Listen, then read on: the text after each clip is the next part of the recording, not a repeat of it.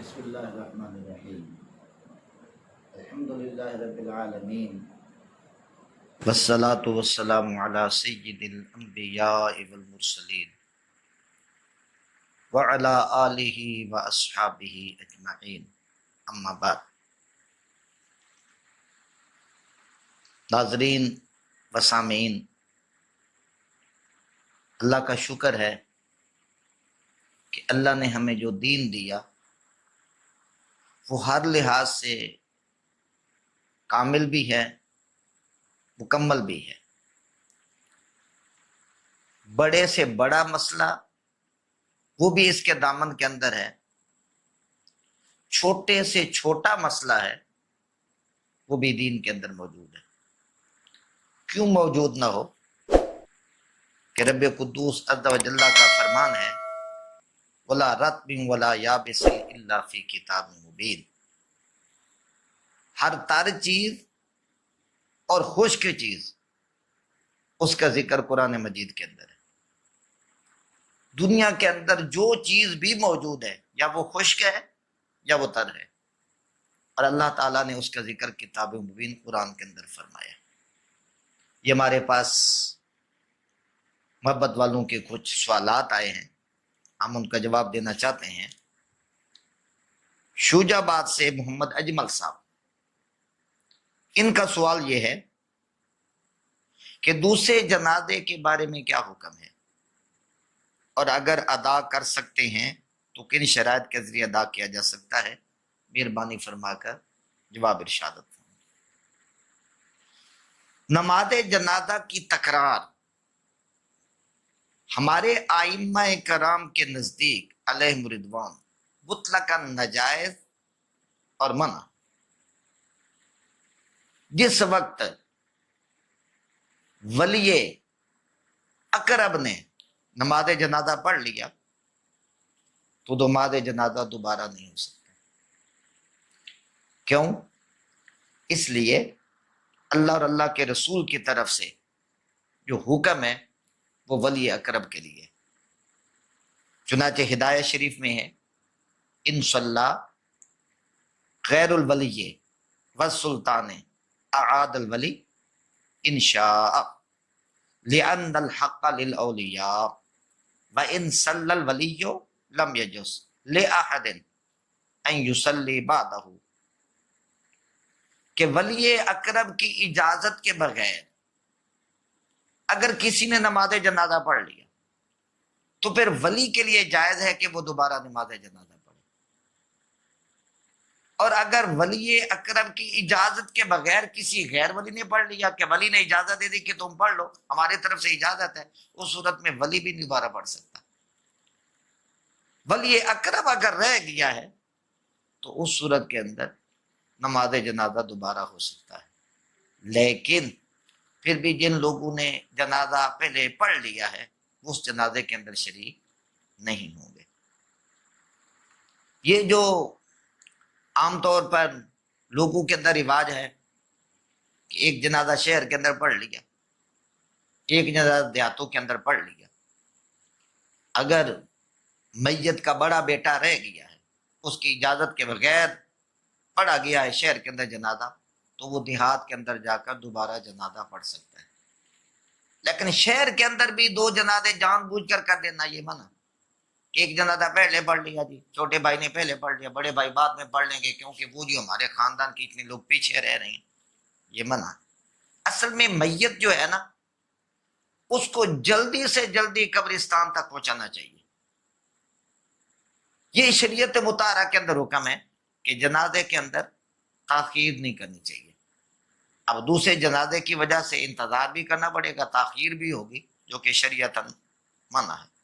اور ویسے بھی علماء فرماتے ہیں کیونکہ فرض جو ہے وہ پہلے کے ساتھ ادا ہو گیا، وَالتَّنَفُّلُ بِهَا غَيْرُ مَشْرُوعٍ، کہ اگر دوسرا نماز جنازہ پڑھیں گے تو یہ گویا کہ نفل ہے، اور نفل جو ہے وہ جنازے کے اندر منع غیر مشروع ہے، اور ویسے بھی یہ فرض کفایہ ہے۔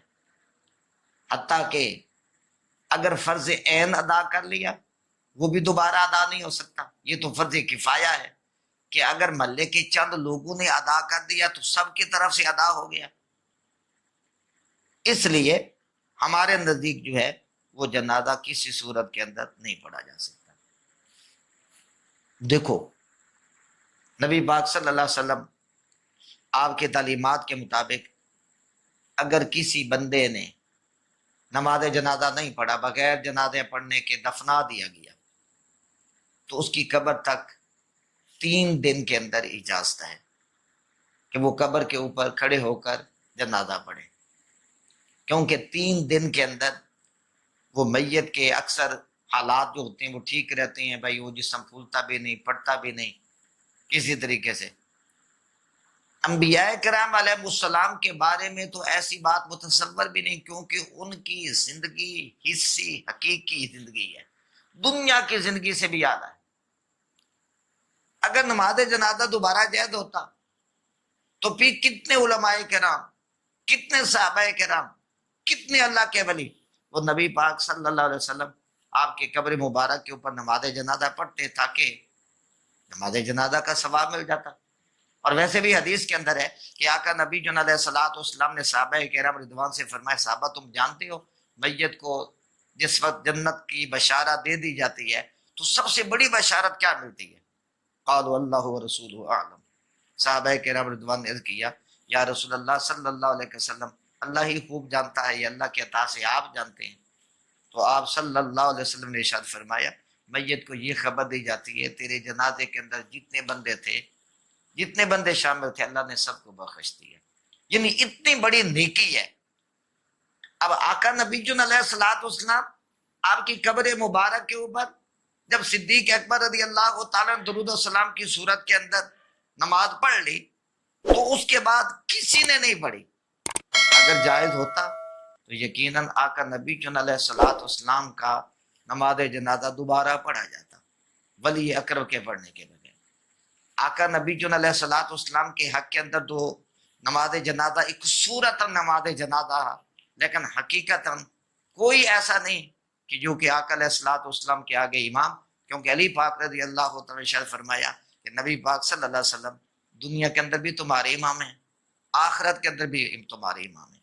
اس لیے کسی بندے کے ممکن بھی نہ تھا کہ جس طرح ہم نماز جنازہ پڑھتے ہیں اس طرح نبی پاک صلی اللہ علیہ وسلم کا نماز جنازہ پڑھا جائے.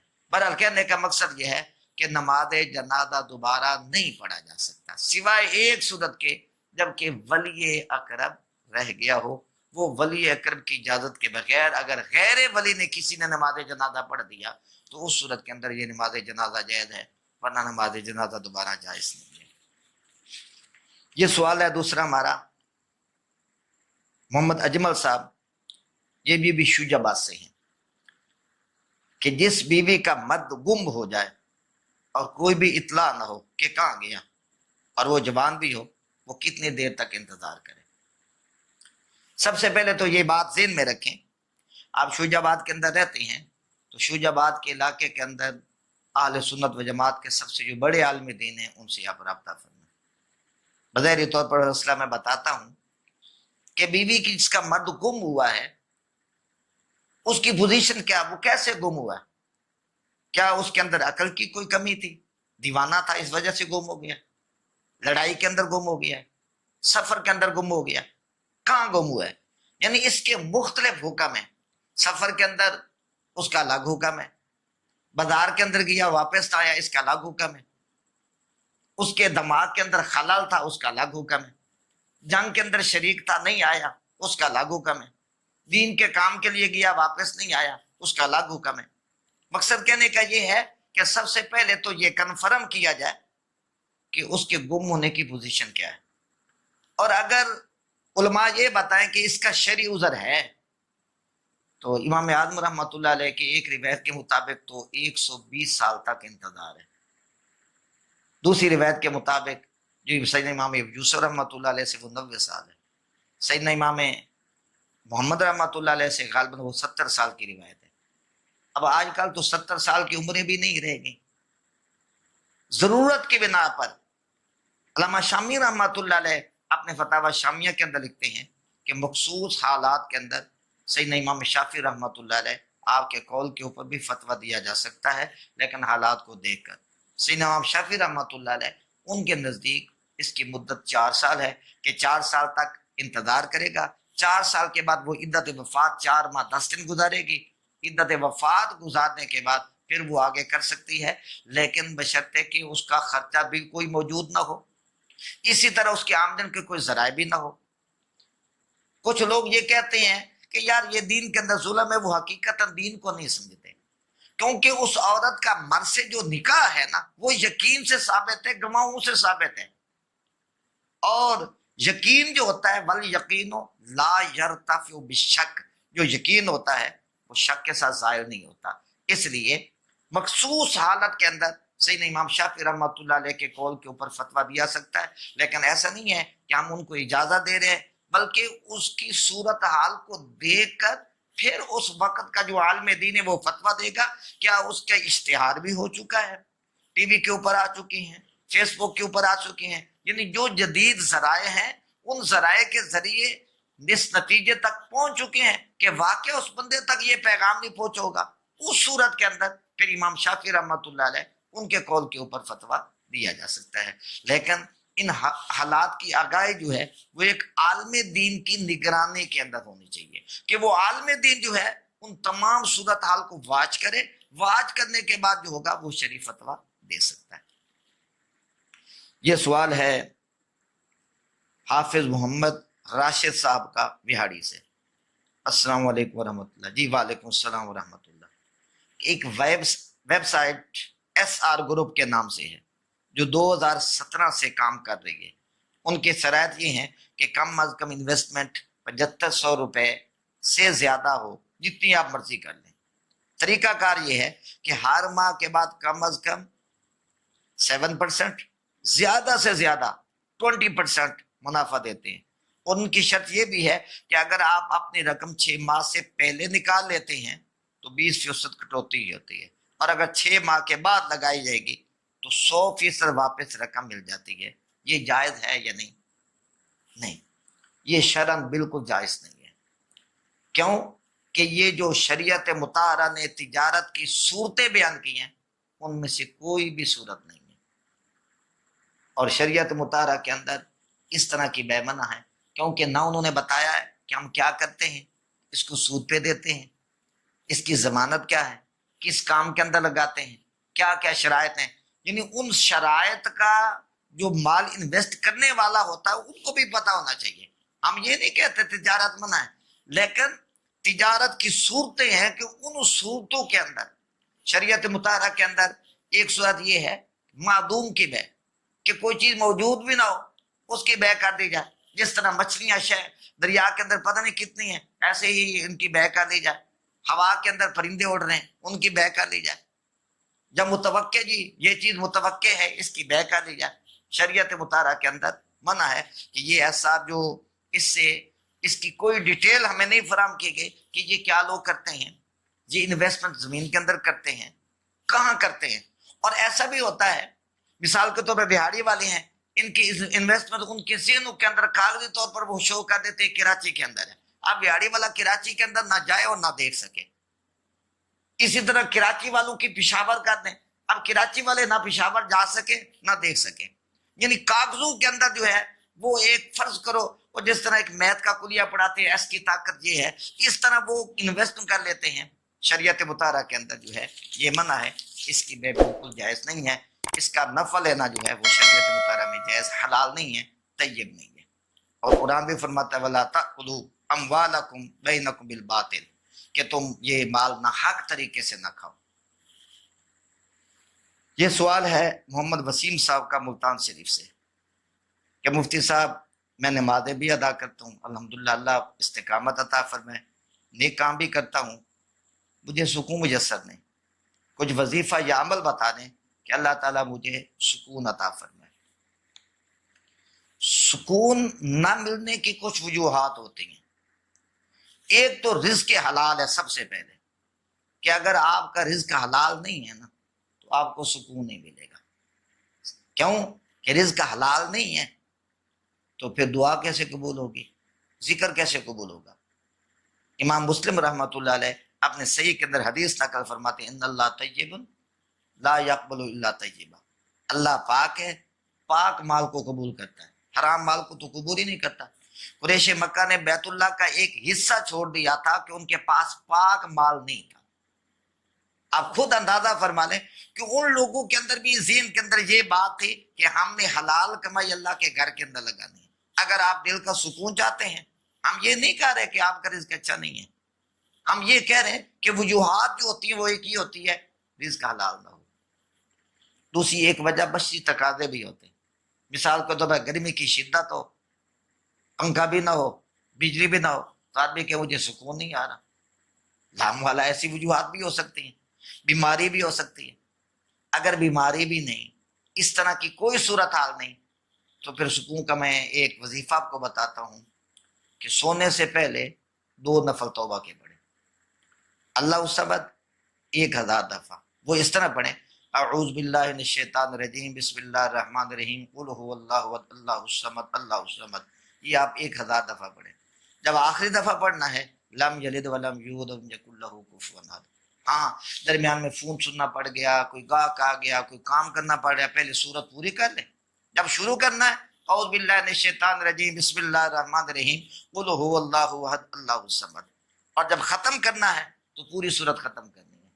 1000 مرتبہ سورت اخلاص، 313 مرتبہ استغفار، استغفر اللہ ربی من کل ذنب واتوب الیہ، اور سوتے ہوئے 2 نفل توبہ کے، نبی پاک صلی اللہ علیہ وسلم پہ 313 مرتبہ درود و سلام، انشاءاللہ تعالی اللہ کے حکم سے سکون قلب نصیب ہو جائے گا۔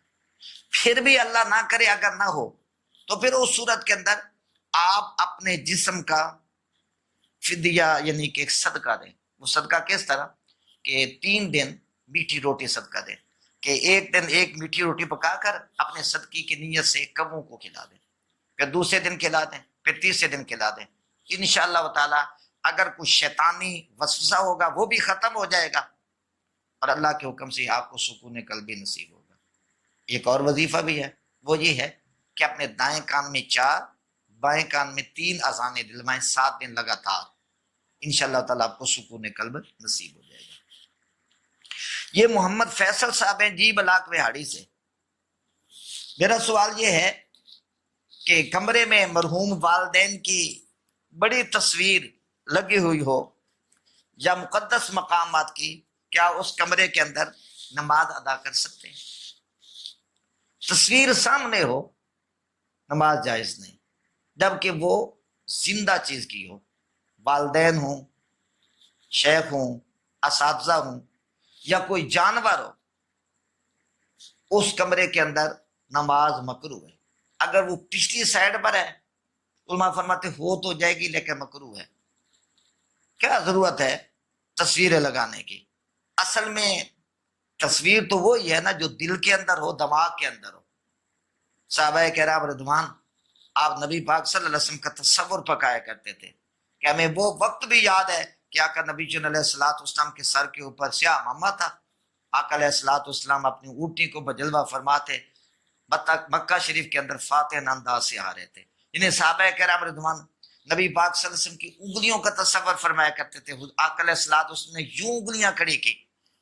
اصل میں تو تصور یہی ہے نا، کیوں کہ جب ایک صورت کو ذہن کے اندر، دل کے اندر ازور کر لیا تو پھر اور چیز کی ضرورت ہی نہیں۔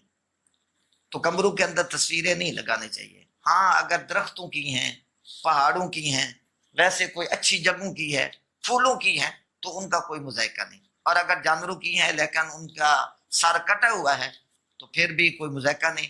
لیکن کوشش یہ کرنی چاہیے کہ تصویروں سے آپ کا وہ کمرہ پاک ہو، سامنے ہو، دائیں بائیں ہو تو نہیں ہوگی، پیلی سائڈ پر ہو تو نماز ہو جائے گی، لیکن پھر بھی کراہت ہے آپ اس کمرے کے اندر۔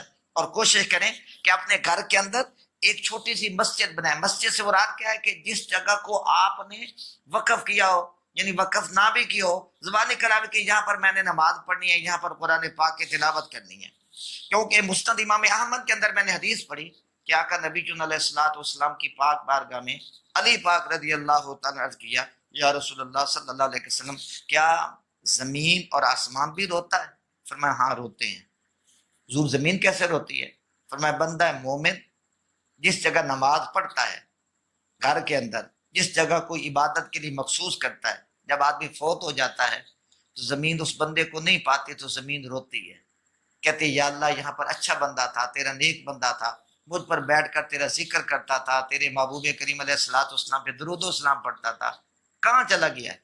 अल्लाह पाक अज़्ज़ व जल फरमाते हैं कि मैंने अपने पास बुला लिया है। तो उसकी मोहब्बत के अंदर वो 40 दिन तक रोती भी है, उसके लिए बख्शिश की दुआ भी करती है। तो आप कोशिश करें कि घर के अंदर जहाँ नमाज पढ़नी है उस जगह को साफ रखें, उस जगह को खुशबूदार रखें, ताकि आप किस तरीके को देकर आपके जो बच्चे होंगे वो भी आपके साथ नमाज भी पढ़ेंगे और जिक्र का लुत्फ भी लेंगे। ये सवाल है अरशद अली साहब का बिहाड़ी से कि कमीशन लेना जायज है या नहीं। मिसाल के तौर पर हमने कंपनी से 100 रुपए की चीज ली और दुकानदार को कहा कि 120 रुपए से ऊपर की सेल से आने वाला मुनाफा तुम्हारा, ये जायज है या नहीं? ये तो जायज है, ये तिजारत है। मिसाल के तौर पर जैद जो है वो एक कंपनी से 100 रुपए की चीज लेके आता है, वो अमर को 120 रुपए की देता है, कहता है भाई 20 रुपए मैं मुनाफा ले रहा हूं, मैं कंपनी से लेके भी आया हूं, ये 20 रुपए मेरे हैं, बाकी आप मार्केट देख लो, मार्केट के अंदर 120 आप जितनी बेचना चाहें ये आप ले सकते हैं। अब वो उससे 120 रुपए की खरीद लेता है, कंपनी का अपना मुनाफे जो है वो जैद भी पे करता है, जैद का मुनाफा लेने के बाद जैद से जो अमर लेता है 120 रुपए की, अब उसको 30 की 40 की या खर्चा निकालने के बाद जितने में पड़ती है जायज तरीके से अगर लेता है, क्योंकि तिजारत जो है वो जो हलाल की गई वो नफे के लिए, ऐसा नहीं है कि तिजारत का कोई फर्क नहीं। अहल्लल्लाहुल बै, अल्लाह ताला ने तिजारत को हलाल किया और तिजारत जो है वो नफे के लिए है, तो नफा लेना शरीयत मुतारा के अंदर जायज है। नाजायज मुनाफाखोरी ना हो, झूठ से ना हो, तो नफे की शरीयत मुतारा के अंदर कितना लेना जायज है, यानी इसकी तादाद जो है वो मुतय्यन नहीं है, क्योंकि जब बंदे की चीज बन जाती है वल मालिको यतसर्रफु फी मिल्की कैफ यशा, लेकिन अगर वो कात की सूरत के अंदर हो या किसी और के पास नहीं है, बस ये एक आदमी के पास है और वो उसका मान मंजी रेट लगाता है, ये इस तरह का शरीयत मुतारा के अंदर वो नाजायज मुनाफाखोरी और है, बाकी मुनाफे लेना शरीयत मुतारा के अंदर कोई मना नहीं है। ये कज़ाए उम्री के बारे में अली हैदर चीमा साहब बिहाड़ी से हैं, इन्होंने सवाल किया है कि कज़ाए उम्री अदा करने का बेहतरीन तरीका क्या है। कज़ाए उम्री का मतलब ये होता है कि जिस बंदे को याद ही नहीं मेरी कितनी नमाजें कज़ा हुई हैं। मिसाल के तौर पर 25 साल की उम्र के अंदर बंदे को तौबा नसीब हुई कि भाई मैं नमाज पाबंदी से पढ़ूंगा, अब उसको पता नहीं कि मेरी कितनी नमाजें कज़ा हुई हैं। शरीयत मुताहरा के अंदर 15 साल का बच्चा बालिग को शुमार होता है, 15 साल के बाद जो 10 साल की नमाजें हैं ये कज़ाए उम्री हैं। कज़ाए उम्री का बेहतरीन तरीका ये है कि हर नमाज के साथ एक नमाज पढ़ ली जाए। फजर की नमाज है, उसके बाद एक नमाज, इसी तरह जोर की नमाज के साथ 4 फर्ज, असर की नमाज के साथ 4 फर्ज, मगरिब की नमाज के साथ 3 फर्ज, इशा की नमाज के साथ 4 फर्ज। औकात मकरूहा के अंदर मन है, जिन जब सूरज पीला हो जाए असर अव्वल वक्त के अंदर पढ़ी जाए, तो कोशिश करें कि असर की नमाज के बाद नवाफिल मना होते हैं, अगर पहले पढ़ लें तो फिर भी ठीक है, और बाद में पढ़े सूरज पीला ना हो तो अब असर की नमाज के बाद भी हम कज़ाए उम्री पढ़ सकते हैं। लेकिन सूरज पीला हो जाए फिर उस सूरत के अंदर जायज नहीं। फजर के बाद सूरज तुलू हो रहा हो या इसी तरीके से यानी कि सर के ऊपर सूरज हो, तो इन वक्तों के अंदर नमाज पढ़ना मना है। लेकिन हर नमाज के साथ पढ़ना मना तो नहीं है, आसान तरीका कार है। लेकिन अगर आप इसको आसान समझते हैं कि फजर की नमाज के बाद जिस वक्त आप इशराक की नमाज पढ़ते हैं, इशराक की नमाज खड़े होकर पहले फजर की कज़ाई दे दें, फिर जोर की कज़ाई दे दें, फिर असर की दे दें, मगरिब की दे दें, इशा की दे दें, यानी एक ही वक्त के अंदर खड़े होकर आप भी 5 नमाजों की कज़ाई अदा कर सकते हैं। और एक और साथी ने साथ साथ ये भी सवाल किया था कि क्या ऐसा हो सकता है कि हम 3 दफा सुभान रब्बिल अज़ीम कहने की जगह 1 दफा सुभान रब्बिल अज़ीम कहने? जी ऐसा क्या नामुमकिन है, आप कह सकते हैं, लेकिन कोशिश करें कि थोड़ी अदा कर ले लेकिन अच्छे तरीके से ही अदा कर ले, यानी खुशू व खुजू जो है वो बाकी रहे। सिर्फ और सिर्फ ये नहीं कि मेरे जिम्मे से ये चीजें अदा हो जाए, मेरी जान छूट जाए, जान छूटने की सूरत ना हो, बल्कि अल्लाह के रजा के लिए अल्लाह ताला की तरफ से जो फर्ज किया गया आयद, जो फरीजा आयद हुआ था, وہ اس کو ادا کیا جائے۔ اسی طریقے سے ایک اور اساتذہ نے سوال کیا کہ فرضوں کی آخری 2 رکعتوں کے اندر سورۃ فاتحہ کو چھوڑ سکتے ہیں؟ یہ آخری رکعتوں کے اندر فاتحہ لازم نہیں ہے، آپ چھوڑ سکتے ہیں، اس میں کوئی مذائقہ نہیں ہے، اور اگر آپ پڑھ لیں گے تو ثواب زیادہ پائیں گے۔ اسی طرح ایک اور ساتھی نے میرے ساتھ سوال کیا تھا، اس نے یہ کہا تھا کہ اتحیات عبد الرسولوں کے بعد درود مختصر پڑھ سکتے ہیں؟ یہ مختصر درود پاک بھی پڑھ سکتے ہیں۔ یعنی یہ شریعت مطالعہ کے اندر گنجائش ہے کہ تاکہ آدمی اپنے ذمے سے فرض جتنا ہو سکتا ہے ادا ہو سکے۔ یہ تو اس وقت ہے نا جب یاد ہو میری 10 سال کی نمازیں قضا ہیں، اور اگر پتہ ہی نہیں کتنے سالوں کی قضا ہے، کوئی حساب و کتاب ہی نہیں، تو فقہا فرماتے وہ ہر نماز کے ساتھ ایک نماز یا ہر روز 5 نمازوں کی قضائی دے دے، امید ہے اللہ پاک عز و جل کی پاک بارگاہ کے اندر کہ اللہ پاک اس بندے سے درگزر فرمائے گا۔ یہ سوال ہے ابو بکر صدیق صاحب بہاڑی سے کہ غیر مسلم کے ساتھ بیٹھ کر کھانا جائز ہے یا نہیں، یا ایک گلاس میں باری باری پانی پی سکتے ہی نہیں؟ میں مجبوری کی حالت کے اندر جائز ہے۔ اللہ ارشاد فرماتے ہیں وَلَا تَرْكَنُوا إِلَى الَّذِينَ ظَلَمُوا، ظالموں سے میل جول نہ رکھو۔ کافروں سے بڑھ کر اور کون ظالم ہے کہ جو اللہ تعالیٰ کے دین کا انکار کرتے ہیں، نبی پاک صلی اللہ علیہ وسلم کی ختم نبوت کا انکار کرتے ہیں، رب قدوس عز و جل کی ذات کا انکار کرتے ہیں، ان سے بڑھ کر اور کون ظالم ہے کہ جنہوں نے اپنے خالق اور مالک کو نہیں پہچانا۔ دوستی کے لیے، محبت کے لیے آدمی کو مسلمان ہی ڈھونڈنا چاہیے، کیونکہ نبی پاک صلی اللہ علیہ وسلم نے ارشاد فرمایا کہ آدمی کا دین جو ہوتا ہے اس کے دوست کے اندر ہوتا ہے۔ کیا مطلب؟ اس کی دوست کی صحبت کے اندر ہوتا ہے، تو اچھے دوست کی صحبت کے اندر۔ لیکن مجبوری ہو، جس طرح باہر ملک کے اندر رہتے ہیں، اس صورت کے اندر بادل ناخواستہ یعنی حتم کن کوشش تو یہ کرے کہ ان کے برتنوں کو اپنے برتنوں کے ساتھ نہ ملائے، لیکن اگر ضرورت ہو تو بہرحال اس طرح پینے کے اندر کوئی منع نہیں ہے، کراہت تو ہے، لیکن اس کو ہم حرام کی حد تک نہیں کہیں گے۔ کافر حربی جو ہے اس کے ساتھ کھانا پینا جو ہے وہ کسی صورت کے اندر جائز نہیں۔ اللہ پاک عز و جل ہماری حاضری کو قبول فرمائے، ہمیں عمل پیرا ہونے کی توفیق عطا فرمائے۔ جی اگر آپ بھی کوئی سوال پوچھنا چاہتے ہیں تو یہ اسکرین کے اوپر جو نمبر آ رہے ہیں، واٹس ایپ نمبر بھی یہی ہیں، آپ اپنا سوال بھیج سکتے ہیں۔ انشاءاللہ تعالی قرآن و حدیث کی روشنی کے اندر آپ کے سوالوں کا جواب جلد از جلد دے دیا جائے گا۔ انشاءاللہ تعالی کٹے کی قربانی کے بارے میں بڑی عظیم تحقیق جو ہے وہ بھی انشاءاللہ تعالی آنے والے دنوں کے اندر، ایک آدھ دن کے اندر انشاءاللہ تعالی آپ کے سامنے بھی ہوگی کہ اس وقت بازار کے اندر کچھ لوگوں نے شور مچایا ہوا ہے کہ کٹے کی قربانی جائز نہیں ہے، اگر کوئی کرتا بھی ہے تو یہ سنت نہیں ہے، جائز ہے بھی صحیح لیکن سنت نہیں ہے۔ یہ ایک عجیب سوال ہے، تو انشاءاللہ تعالی اس کے اوپر تشفی بڑی تحقیق جو ہے انشاءاللہ تعالی وہ بھی کل یا پرسوں تک آ جائے گی، ضرور سنیے، دعاؤں میں یاد فرمائیے۔